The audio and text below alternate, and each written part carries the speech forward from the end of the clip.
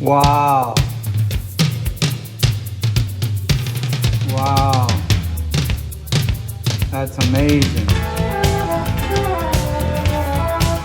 Wow, look at Kostabi. Look what he's playing.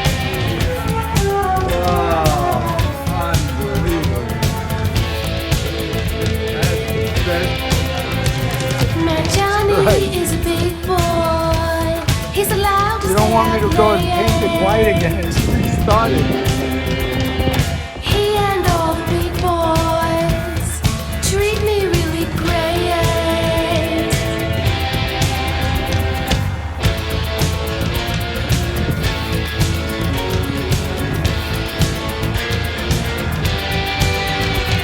I'm Johnny's little angel.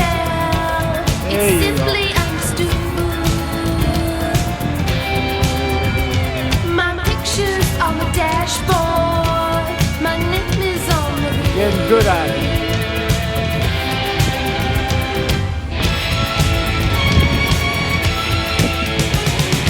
big boy. I'm so happy with my big boy. I'm everything to Johnny, and he's always thinking of me.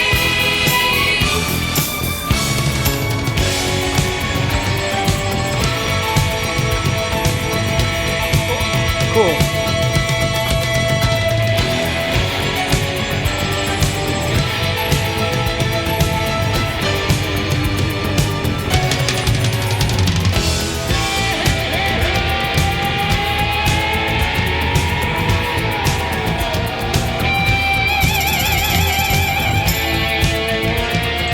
Sounds like nearly 140,000 euros. Yeah, he looks bad.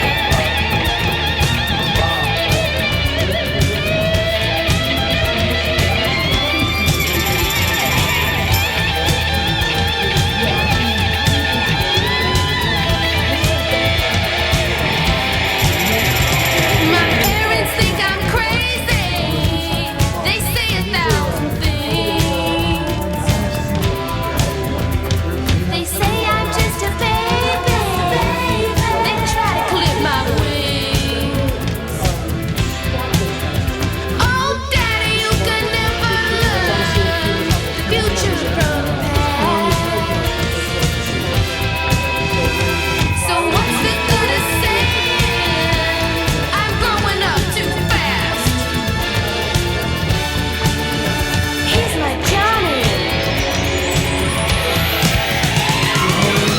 Big boy, what's the matter with my big boy? Stop talking about my Johnny, as if you had something on me. Big boy, I'm so happy with my big boy. I'm everything to Johnny, and he's always thinking of me.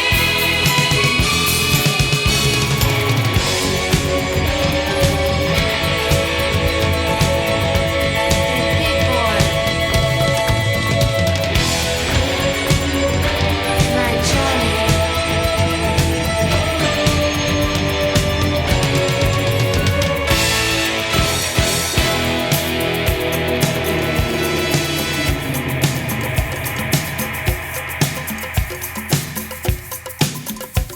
My Johnny. He's a big boy.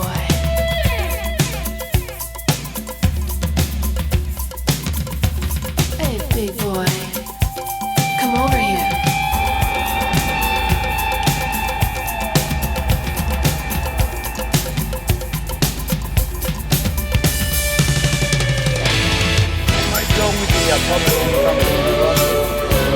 Hey, Johnny. Stop talking about my Johnny. What's the matter with my Johnny? Stop talking about my Johnny, as if you had something on me. Hi, Johnny. You gonna give me a ride?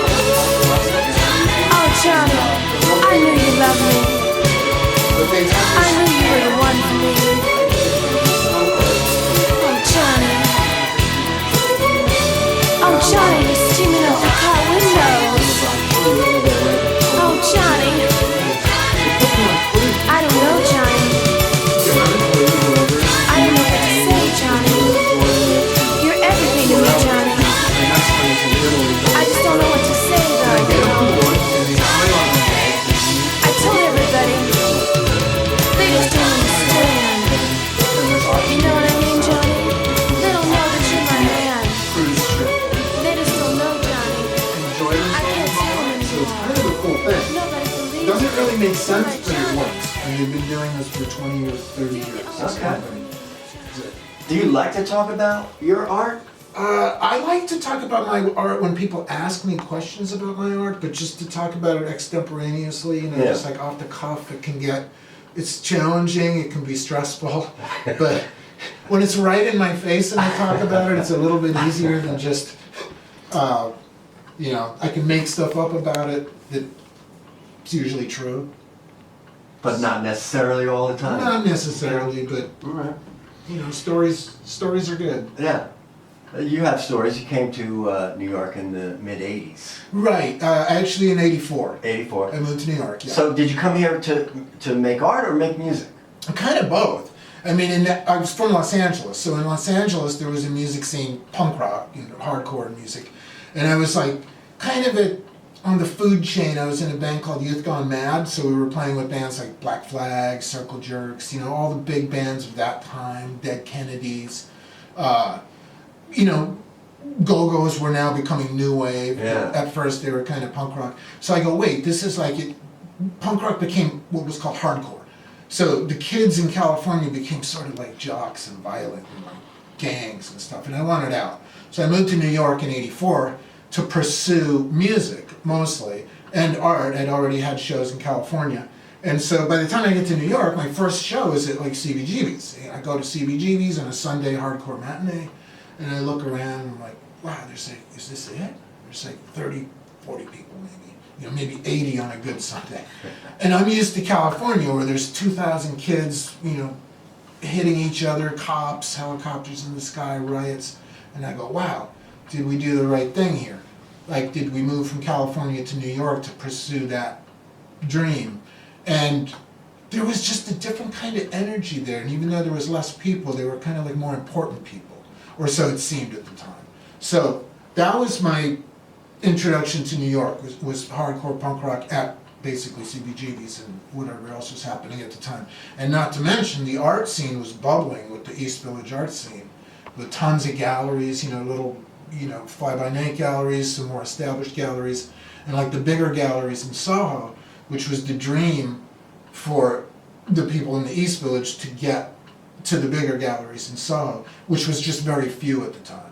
You know, you had like Leo Castelli, Mary Boone, Ileana Sonaband, and not a lot of real, you know, big galleries there. So we had to kind of just make our own life in the East Village and make your own galleries. Yeah. And so I showed at a place called Casanata, who's Jim C., who actually lives up here now, you might know him. He didn't even know he had a gallery. He just had a storefront, and it was a party, right, with artists. And I go, hey, you know, you could just sweep this place out a little bit and put paintings up. So that's how that gallery sort of became a gallery. Oh, right. I actually swept the floor myself. Brilliant idea. Yeah, and he's like, wow, I have a gallery. And so a lot of those places were like that, just artists trying to do whatever they had to do to get through.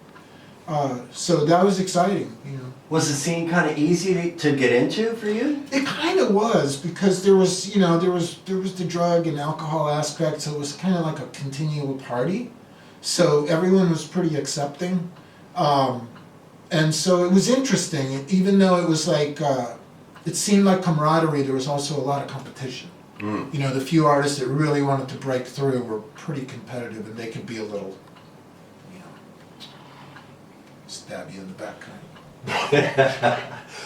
So did the drugs and alcohol like help you break into the scene at that time? You know, that's interesting. Was it a helpful thing? Maybe and maybe not. You know, it was a loose thing to whereas you could just be with people in a more relaxed way, but at the same time, my ambition was, you know, to make art and have it seen by people, not just the party people. Right. So, you know, you wanted to do things. And then so around in 1985, me and Rob and Sean, we started White Zombie, and it was the same thing, you know, it was like this band, we're cool, and like, you know, I've already been playing music for 10 years at that point, you know, I'm trying to get a major label deal, and the dream. Yeah. Or so we thought. You know, the dream, the drugs, the alcohol, and everything. So we're in this band, and like, so in like in 1985, we put out a 7-inch with White Zombie. We put that out, and then what happened was we had set up like a series of interviews, and I remember one fondly. I think it was a guy named, I'm not 100% sure, but I think his name was Adrian Dannett. John might know that name, but he was a writer, and he said he was writing for Rolling Stone, right? And so we're just kids. I'm like 22 years old or something, 20 years old. And they're like, what are your dreams for your music? And I go, well, you know, it'd be nice to like make a living for a change playing music. You know, I thought I was in this cool band playing swampy rock, and it was kind of interesting and like not what was going on as far as hardcore and aggressive music. It was a little bit more garage, you know, like 20 years prior, but with an edge. And that's what I like to think of it as. And so I think it was Rob or Sean, one of them said, oh, well, we're just doing this for fun, you know, we're just playing music. And I go, oh, wow. So it was like there was this... a spiritual awakening for you. Yeah, it was like, well, I'm ready to sell out at that point, you know. And so that didn't work out. Plus, you know, there's a lot of drugs involved. So I moved back to California for a couple of years to get cleaned up, which, you know, still going strong. And they went on and did that, toured, you know, the van tours. They signed Caroline Records, touring. And then finally they kind of broke without me in the early 90s, I think with Gattine. And then, you know, lo and behold, you know, they sell out, but at the same time, you know, you're a slave to the man, and you're like, find yourself in debt, you know, trying to promote a new band, MTV, all this stuff. And I guess they broke up. You know, it could have been financial reasons, could have been because it was, you know, a boy-girl band, you know, all sorts of problems with, you know, the lead singer and the bass player. Who knows? I don't know that part of that history because I was only in the first part of it. So that was that, but I continued to make art, you know, going through everything we're going through. And then the East Village at that point in the 80s, I guess officially ended. Like there was some critic that kind of put the final nail in the coffin. I think it was Walter Robinson. He said, yeah, or the East Village is officially over, you know, like 1987. So then now what do you do, right? So the people that started it also ended it. So, you know, I just continued to make art and tried to get shows and all over the world. Did you stay in the East Village? I stayed in the East Village and I'm still there. I'm like, as of all the East Village artists, I'm like, I'm the only one I know that still lives there. Walter Stedding. Stedding still lives there? Yep. Okay. Little did I know, but I never thought of him as really as an East Village artist because he came from, you know, a different subset of, right, the Warhol seed. Yeah. So it's like when you see Warhol, you know, Andy all of a sudden hanging out in the East Village and coming out of, you know, all the gay bars in the middle of the night, it's like, wait, this guy's coming out of the East Village now. I don't know if he was there in the 70s or in the 60s, you know, but he was there in the 80s. So there was. Were you part of that with Andy? Did you ever get in with Andy? No, I met him a couple times. He photographed me at the Limelight. There's a famous photo of me with my brother at the Limelight. We played a show. Your brother Mark. Yeah, my also brother Mark, who was here also. And you know, we knew him, but we didn't like hang out and go to the factory and stuff like that. But I was around, you know, fully versed in what was going on at the time. After White Zombie, did you still play music? Not really. I sort of took a break from the late 80s up until the mid 90s, where I started a band called Psychotica. You can look them up. We signed a deal very quick. You know, the ultimate sellout. We signed with Rick Rubin at American Recordings, and Made some mistakes along the way, but we did a lot of, arena tours like Lollapalooza. We did all 30 shows opening for Metallica, Soundgarden, Ramones, a lot of these bands that are no longer with us. Yeah. And that was great. And then just last year, my singer died, so I was planning on bringing Psychotic up here to do this show, but he passed away. And so that was that, It was just like Youth Gone Mad, White Zombie, Psychotica, and then little bands in between playing around, like in the village, not the Dream, just like the local legend kind of bands. Are there places to play in the East Village? There's still a few left. Okay. There's a few left, like Jesse's place, Jesse Mallon. Yeah. Unfortunately, he had some back problems and I guess a stroke. But he owns and operates a few clubs like Bauer Electric, Berlin. I think he has a hand in Niagara, which used to be A7. Okay. Preeminent spot in the East Village. All right, Paul Kostabi, at the Kingston Pop Museum on Broadway in Kingston. The show is kicking off the Summer of Rock series on the 1st of July, and you'll be back on July 15th for the closing party at Kingston Pop Museum on Instagram and online and everything like that. What works do you have in Kingston? Okay. For Kingston, I put together, I think it's 28 or 29 paintings, and they're basically faces and flowers, or florals. I call them zombie floralism, which is like they're kind of tweaked. They're the same mechanics I use in my figurative expressionist paintings, but I apply that to the florals. So a lot of people call my work like zombie formalism. It's like it doesn't quite look like there's a technical acumen to it, but there sort of is. Even though I'm like a lot of the artists like Picasso, we try to paint from our inner youth and try to hold on to our youth. So I have this kind of naive looking style, but it's pretty calculated, believe it or not. And then I apply that to the florals as well. So the florals I paint in the spring. When the spring starts in the summer, I do that. So I put together about 8 or 9 florals, and I think the rest are like expressionist. And then I've now started to do the florals where they're more like plants and they're growing people. So the plants that I paint with the same mechanics as I do with the face images are in the flowers. So now they just kind of meld and come out, like the florals turn into people. Yeah, awesome. So it's pretty much that. I've heard you describe art as as attack, release, and threshold. What do you mean by each of those? What do you mean by attack?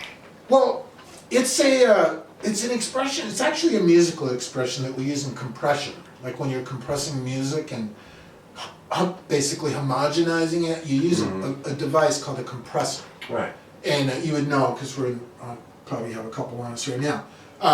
Attack is where you set the attack, right, on the machine.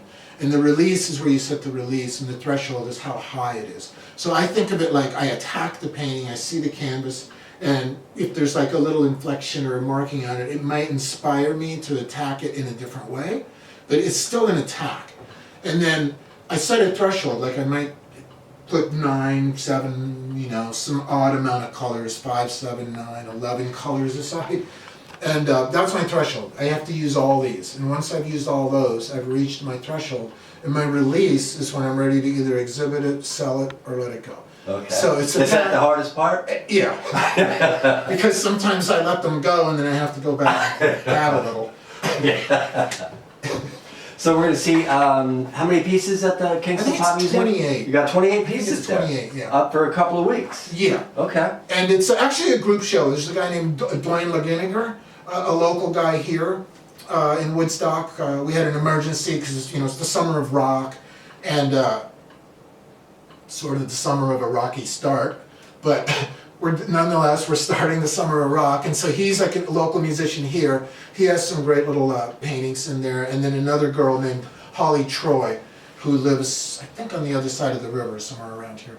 And so it's a group show with that. But I'm the artist. I've got the lion's share of the space. So. And these are younger artists? Those two are younger, Yeah. What's it like for these guys today? I mean, are they on the streets or are they online? Like for those artists or Yeah. artists in general? For artists, young artists coming up, Well, starting young out these artists, days. you know, it's hard. Like the gallery scene is basically a direct correlation of the Instagram scene or the internet Yeah. scene, because it's like you have, you know, just like music, you have 1 billion streams. Yeah. It's not the same as 1 billion sales, right? Like if you Right. sell 1 billion boxes of Cracker Jacks, that's a lot. You know how much you're gonna make. That's a lot, but Yeah. when you sell 1 billion streams or get 1 billion streams, it's sort of nebulous. There's a formula, but it's not really science. Yeah. And then there's so many middlemen in between. And so in the gallery scene, it's the same. It's like, hey, this artist has 100,000 views. Maybe we should give him a show. That might not necessarily translate into street traffic. So it's such a weird time with that and artificial intelligence and everything, and people in general, you know, pardon the pun, but they've become zombified with our little digital devices. We're just kind of staring at them all day, you know. Yeah. Like I drive in the city and I could take out 100 people and they wouldn't even know they were run over. You know. So how is it better today? Is the internet really a good tool for these young artists? I mean, you wouldn't have been who you are if you had this phone in 1985, right? Yeah, I'm not sure. You know, it was the word was on the street. Word Yeah. was in fanzines. Word was in you know, like in the music business. I heard in 1977. I heard about New York bands like the Dictators. Like, how did I learn about that? There wasn't much to go on. I didn't even know Spin magazine existed yet. No, But- Spin didn't. in- Cream and Circus did. Yeah, and they're not writing about some scrappy punk band from CBGB's. Hey, Right. they're coming to, you know. So you'd read the local fanzine, which we had in California. We had Maximum Rock and Roll and Flipside, but everything was a month backwards. So like everything that was happening in New York, which seemed exciting, I'm getting the information a month later. Yeah. You know, or I'm getting it from a touring band that came in that I might know, that someone was working with, and go, hey, yeah, there's this really cool band, Ramones, check them out. Or, you know, it was like, I mean, Ramones isn't the best example because they were sort of, you know, they sold out from the beginning, right? I mean, they were on, what, Warner Brothers from day Yeah, one, so right. it's like, that was the goal, that was the dream. But the punks, the DIY type of punks, you know, the do-it-yourselfers, they didn't have that access. And this machine is sort of like more than what the labels had at that time to promote. So in a sense, we're promoting, you know, incredibly on this thing. It's a great tool, but at the same time, it's an enemy because it soaks up all your energy, and you no longer have a humanistic kind of contact with people, which. You know, I'm sort of an isolationist, but I can still function in society a little bit, I think. Yeah. With a lot of practice. Yeah, right. But like these, you know, these younger people, they're very protective and very shy and very, you know, I don't know if the word's introverted. It's like they're in themselves, but they're not even, they don't know themselves, so. It seems like they have a lot more anxiety, depression, and Yeah. mental health issues I think so, yeah. these days. I mean, we had them when we were kids, but in a Yeah, different sort of way, I think. in a different sort of way, you know. But it's difficult because it's like you're, you know, like do I really need to even go to the Guggenheim Museum to see the Ellsworth Kelly show that's up right now? Beautiful paintings, walking the rotunda, or should I just look on my machine? Yeah. You know, it's like, I want to go there, but I think that they're losing a lot of customers because they're also showing it. You know, it's no longer like a little secret or a little, you know, cool, semi-exclusive thing. So, Then again, I mean, if you look at the Mona Lisa on your phone, right? it's okay. I mean, okay. it's all right. And then you go to the Louvre and you realize it's only this big. It's It's, only this small little thing. You know, it's About not the this. size of an iPad. So actually, I mean, just you can't say enough about seeing art in person and going to a gallery and having the experience and seeing your work in person up close to see the dimension of it Yeah, and the effort and the work that goes into a piece of art doesn't translate on this phone no, like it does when you're looking at it and you're standing 3 feet away. right. However, in defense of the digital mirror here, I've as we probably all have, we've gone up to an image and kind of gone like that. Yeah, Like right. with your finger and the thumb, Yeah. you kind of squeeze Zoom and try in, zoom out, You want to right. zoom in on this guy's fretboard to see, you know, what fret he's actually on, but you can't because we're just so programmed into doing Right. it here. But here, if I had that photo, I could zoom in and really see. Paul's looking at a picture of muddy waters. Yeah, muddy waters. We can really see that there's actually an ant, you know, walking across that fretboard. Yeah. We can't see that here, but when we do it on our phone, we Yeah. can actually blow it up. So in that regard, the Mona Lisa, we can go like this with our finger and Yeah, thumb and yeah. see if she really does have a mustache. You know, we can't do that at the Louvre Right. because you're, you know, a piece of glass, a And now velvet you're rope, 15 feet away 15 from feet it, too. away, a velvet rope, a piece of glass, and, you know, probably another, and then on top of that, it's probably, you know, not the real one. It could be a copy. Right. So it's like, it's kind of great and kind of not, but there really is nothing like the experience to see the paint the artist put into it, the energy dripping, the you know, the emotions, if there really were any. You know, it's hard to tell anymore, but there is. You know, And the like, depth of it, you know. And, Yeah. Yeah. there's nothing like it. So All right. Well, we're going to see you on July 15th, Great. Kingston Pop Museum. You'll be for the closing night. You're going to be playing that night too? yeah, I think I'm going to be playing. I'll have some kind of band together Okay. where I'm going to be doing the songs of Psychotica without the lead singer. All right. So there'll be instrumentals or guests. All right. And yeah, it should be great. All right, Paul Kostabi, Kostabi, Correct. on Instagram. Yep. That's probably the best way for Best folks way, to see yep. your stuff. So, yep. Good. Thank you, Paul. Thank you, Greg.